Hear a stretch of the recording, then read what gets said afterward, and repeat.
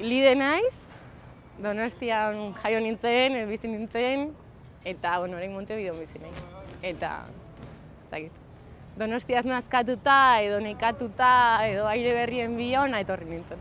2010an etorri nintzen Argentina eta Uruguaira, Askapenako brigada batekin, eta hor pasanen hilabete, eta 10 egun Montevideon. Eta hor Montevideoz maite mindu nintzen, eta neukan aukera unibertsitatean interkambio bat eskatzeko, eta erabaki nuen hori egitea, eta 6 hilabetez etorri nintzen 2011an, eta ikasten hasi nintzen master bat, Educación Popular delakoa, Freireren korrientean eta hori, eta gero lanean hasi nintzen.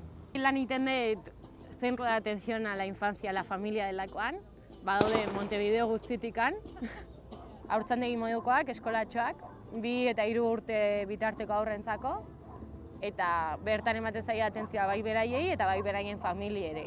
Nik egiten den lan Casabaia auzoan, badala auzo, Montevideoko pobrenetarikoa, eta komunikabide ofizialek berez esaten dute dela auzo gorria, bai egoten dira istiluak, tiroketak, baina berez bertan bizi den jendea zein auzotako bezala langilea eta gero badaude kasuak, baina toki guztietan bezala.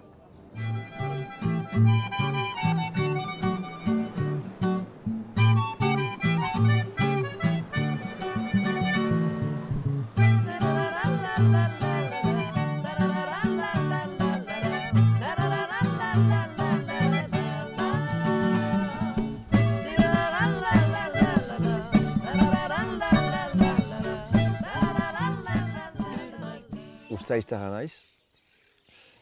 30 urte egin nituen eta Frantziako Federazionean. Eta duela 4 urte etorri nintzen unat futboleko entrenatzaileen kurso egiterat. Etorri zen berriz 2010an, eta han ezagutu nuen Alba. Eta hola, duela 2 urte unat etorri naiz, eta 2 urte dira hemen bizi nintzela. Jakin dutela eta futboleko kursoak egin behiten dituela, Frantzian. Egan dautet, ginen zira gurekin, eta departamentu bakotxean futboleko kursoak egiten ditut. Alde batez joaiten ez kurso bakotxetarat, eta hola emeki ezagutzen ditut eta Uruguaiko departamentu guztiak.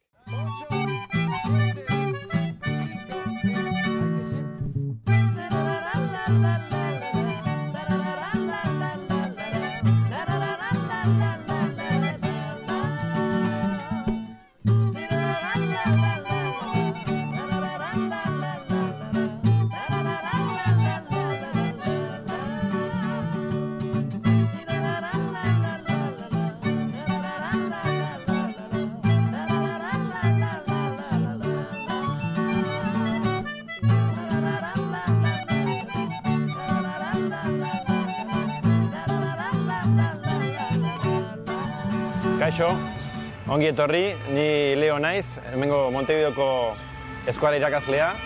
Hemen Montevideon sortua naiz eta hemen eta Argentinan ere eta gero eskualderrian ere ikasi dut eskuara. Eta dakiguna etxatzen gira hemen irakasten. Eta orai Humanidades fakultatean gira eta hemen egiten ditugu eskuara ikastaldiak eta kulturari buruzkoak ere. Guain nahi balin baduzu ikusiko ditugu ikasleak lanean. Nola ikasi duzu euskara nola? Nola, lehendabiziko urratsa izan zen etxean, amatxiren handik ikasiak bainituen eskualitz batzu. Eta geroztik txikitatik izan dut ikasteko gogoa. Gero hemen Montevideoko eskualetxe batean hasi nintzen ikasten.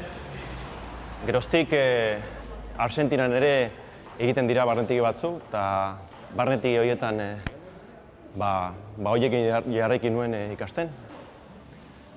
Gero ere eskualerrian ere Lazkaoko barnetegian, eta ari gire ikasten, egun oroz.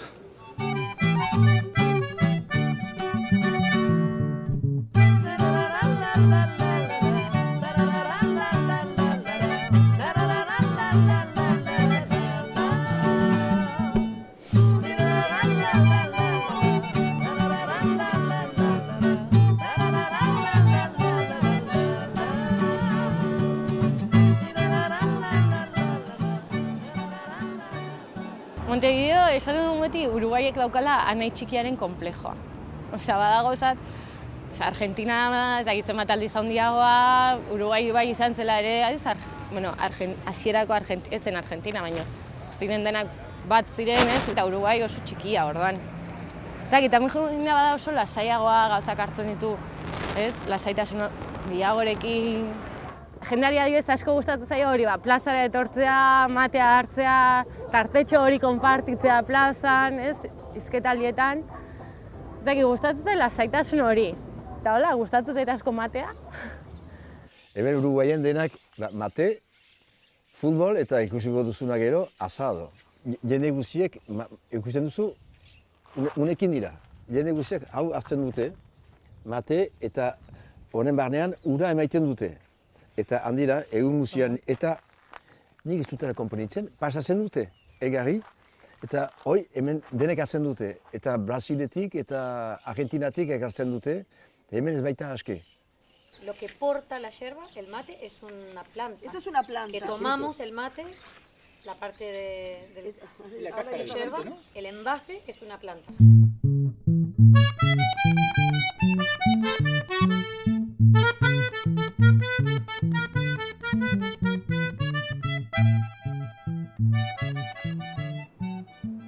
Euskara Montevideon.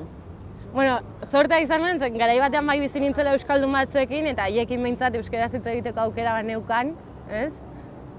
Gerora ja etxez aldatu nintzenean eta Euregaierrekin bizi nintzenean, hor etxean behintzat euskaraz hitz egiteko aukerarik ez neukan, baina hala ere internetekin eta ez beti hango albisten berri izatean edo familiarekin hitz egitean euskaraz hitz egiten jarraitzen nuen. Orduan, ez dakit praktikatzen dut, baina beste modu batera. Ez irakurtzen edo ordenagailu bidez. Eta gero noizbenka bai ere euskaldunen batekin aurkitzen baldin banaiz Montevideon, hitz egiten dut, ze bisitak eta izaten ditut. Entzeatzen gira hemengo eskualdunekin ibiltzen, antolatzen ditugu afariak edo elgarrekin ateratzen gara, tabernaz edo hola. Eta beti hiltzen gira eskualdunen beha, beti entzatzen gira handik norbait etortzen denean kontatuan egiten, zurekin bezala, eta hola egiten dugu, hola profitatzen dugu eta eskualaren erabiltzeko. Praktikatzen dut lehenik internetez ene araiarekin. Alde guziz eskualari mintzatzen dugu, eta gero eskual telebista behatzen dut, pilota partidak badira, eta futbola ez baina pilota partida anizik behatzen dut, ikusteko xalak egiten duen edo, hola.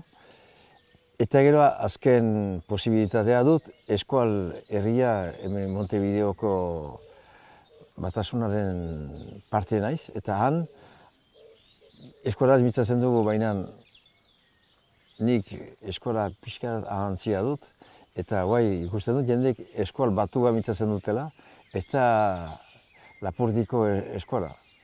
Baina emeki behiz etorriko niz eskola dut. Personaki eskual kultura entzatzen niz bizitzen, eta ez kulturalismo batetik ikusten, zakit, nik maite ditut tango gauza guztiak eta eskalduna da jaten dutana, edaten dutana, janzten dutana, edo hori da nire jarrera bederen eta nire hemengo lagun batzuena ere, hola bizitzen baitugu. Bai, era berean, txatzen gira, hango kultura zer den erakusten, bai, antolatzen ditugu solasaldiak eta klasean biztan dena, baina hortaz bertze, txatzen gira gure egunerokotasunean euskal kultura bizitzen eta euskaldun bezala bizitzen. Nire gustatzen zara musika gehiena euskalduna da, eta zorteak izan da gaina nire mutilari Mikel Laboa gustatzen zaio. Orduan, entzuten Mikel Laboa. Eta gero, musean bai jolasten genuela, leheno asko jolasten genuen, orain ja gutxiago.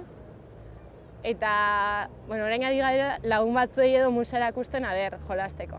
Ze, Laguardiako eta Lizarrako lagun bat baditut hemen, lagun minak, baina beraik euskaraz ez dute hitz egiten. Baina, musean jolasten badakite, orduan musean jolasten dugu. Lehen gauza egin dutela, joan nintzen lehenik eskoaletxerat. Eta han, hilabete guziz, elgarrekin jaten dugu, eta hola, eskola mitzatzen dugu pixka bat. Eta nahi dut hori segitu ere, zen eta pentsatzen dut, familia batean sartzen bari mazira, gero nahi duzu familia hortan ondo izan eta gehiago mintzatun behar duzu.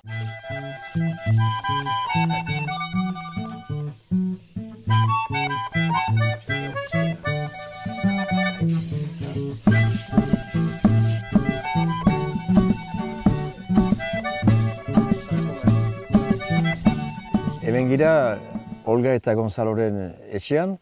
Gonzalek gomitatu gitu bere etxerat. Yo soy médico veterinario, pero actúo acá como empresario. Esto es un establecimiento de tambo.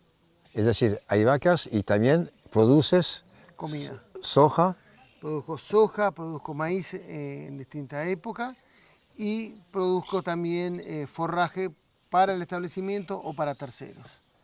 Y hemos visto salir un camión de leche. Y nos explicamos que cuántas leches salía aquí de cada día. Y aproximadamente hoy estamos en unos 4.000 litros diarios, ¿tá? Con unas 180 vacas.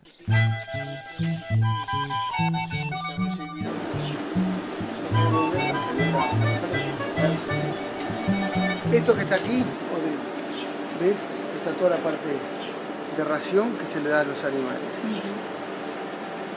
Esto es maíz. ¿Y dónde se ordeña? Ahí.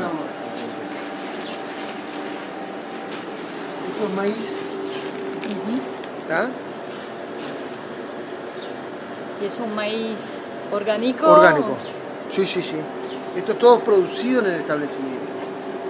Acá entran los animales, de acá hacia allá. Tienen comederos automáticos, que según lo que yo le quiera dar de ración, se les pone ahí.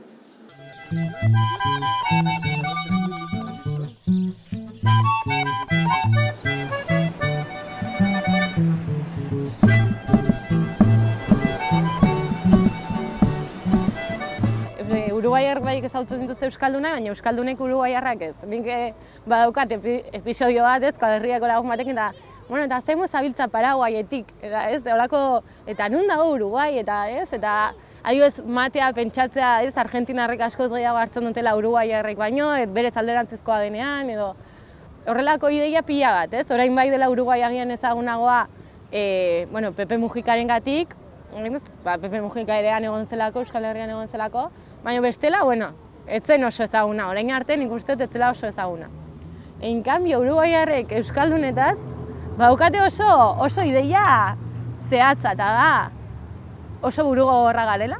Askotan, esaten dute burugogorra esateko, esaten dute eres basko, oso langilea garela ere bai, eta oso lagun onak. Eta nik uste dut hori bai dela ere bai, mende hasieran, 20. mende hasieran, eta 19. bukaeran bai etorri zirelako artzaina asko Uruguaiera, eta horrek ere bai, artzainak bat ziren oso gogorrak, oso langileak, ez? Eta horrek eragin zuen ideia bat euskaldunarekiko. Eta bai ere, hemen euskaldun pila bat daudela. Abizenak hasten zara behiratzen eta 140ak badauka abizen euskaldun bat behintzat. Bada elgartasunaren bat, Euskal Herriarekikoa, gero badira bi klixe, betikoa, euskaldun langilearena eta euskaldun buru gogorrarena. Harreman handirik ez da, zenta diaspora arrunt gutxitua da hemen. Euskaldun guti, han sortuak guti gelditzen dira, eta beraz, nik pentsatzen dut desinformazio handia dela. Bai han, eta bai hemen.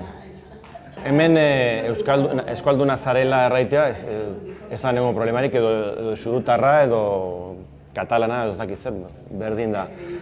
Posible da euskalduna eta uruguaitarra izaitea batean. Gero berze leku batzuetan ezakit. Hemen bai, alde hortarik oso ongi. Eta balori honekin lotua da. Eskaldunak zautzen dituzte zen eta erraiten dut hautet eskalduna ziaz, eskaldun frantsesa edo eskaldun eskaldunak dira bakarrik. Zautzen dituzte kantua, pilota, eskalerian baite balore batzuk baite dituztena, langileak eta lurra, bat uste gutaz aski ondo direla. Eskaldunen eta Uruguaiko jenderen aldean kasi familia bera da enetzat.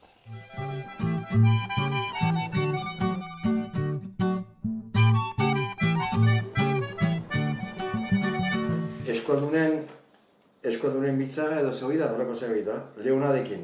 Egun ezagutu, zenta enekusiak ezagutu du lu oson, udauntan, eta egan azautan papel tipi bat. Leonat egia zabal.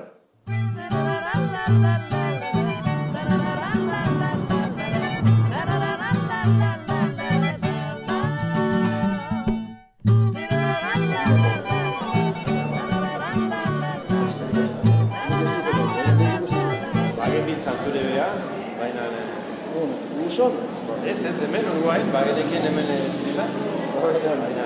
Zer denbora da mazumen? Bakizu, emetrita irrubilaziona, ez du demorari. Eta zu? Metxe, ni memoriz. Muntza eskola rintzatzen zira. Ale, zala. Eta zu, eskola ez? Hau ikasten. Belari motxa. Hau, belarri motxa, ez zain motxa. Ahi da ikasten, ahi ikasten.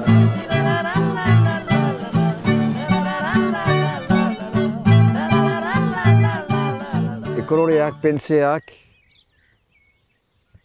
animaleak, hola, memento batzuz hori pentsatzeut, eskoregiari. Erraiten dugu munduko jendeak girela, ez girela bakarrik eta erri batekoak. Memento batzuz hori pentsatzen dut.